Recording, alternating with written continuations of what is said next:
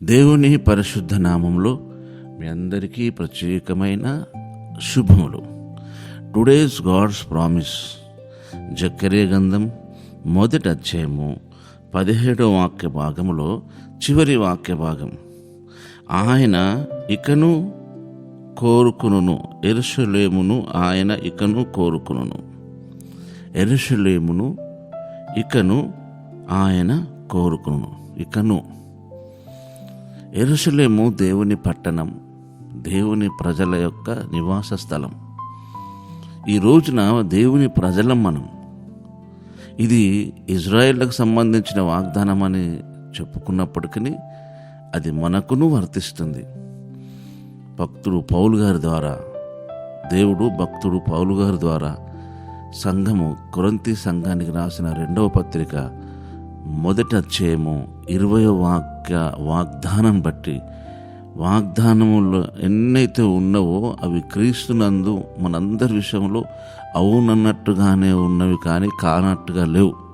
మన ద్వారా దేవునికి అంటే క్రీస్తుకు మహిమ కలుగుటకై ఈ వాగ్దానాలన్నీ కూడా నిశ్చయములై ఉన్నాయి.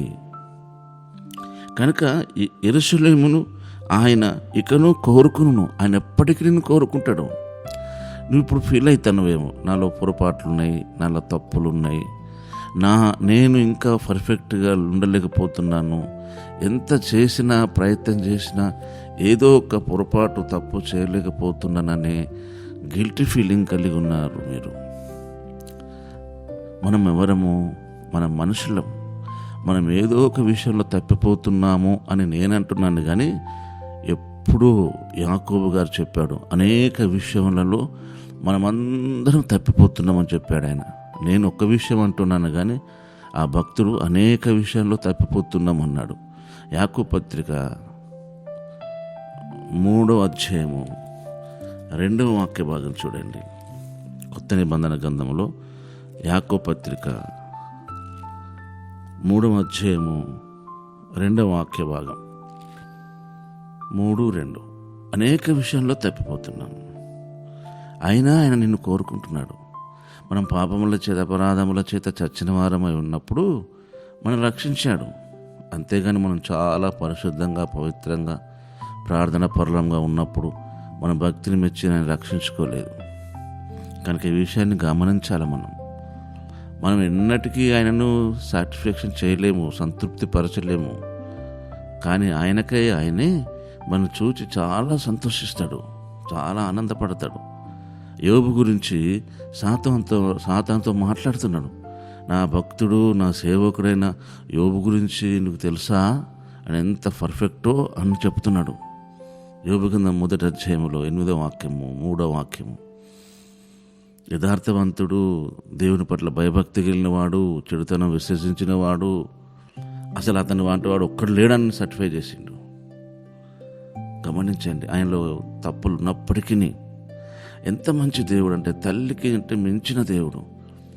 తల్లి అయిన కొన్నిసార్లు మనం తనకు నచ్చినట్టు లేకుంటే మనల్ని చివాట్లు పెడుతుంది, శపిస్తుంది కూడా. కానీ ఆయన ఎన్నడూ అలా చేయడు. ఆయన నీ కొరకు ప్రాణం పెట్టాడు. నిజముగా మనము ఆయనను దేవుడిగా నమ్మగలిగితే ఎలాంటి కష్టంలోనైనా సరే, ఎలాంటి నష్టంలోనైనా సరే ఆయన మాటను మనము నమ్ముతాం. కనుక యెరూషలేమును అంటే యెరూషలేము అనే దగ్గర మీ పేరు రాసుకోండి. ఇకను అనే మాట కోరుకును అని ఎప్పటికీ నేను కోరుకుంటాడు. ఆయనకు నువ్వు విశ్రమస్థానం, ఆయనకు నీవు విశ్రమస్థానం. ఆ విషయాన్ని మీకు అర్థం అవ్వట్లేదు. మనము కీర్తన గ్రంథంలో కీర్తనకారుడు రాసిన కీర్తనను బట్టి మనం ఆలోచిస్తే ఆయనకు మనం విశ్రమస్థానం. ఆ మాట గమనించండి. 132వ కీర్తన 13, 12, 13, 14, 15, 16. యెహోవా సీయోనును ఏర్పరచుకొని ఉన్నాడు, తన నివాస స్థానంగా దాన్ని కోరుకుని ఉన్నాడు. ఇది నేను కోరిన స్థానం, ఇది నిత్యము నాకు విశ్రమ స్థానంగా ఉండును అన్నాడు. గమనించారా?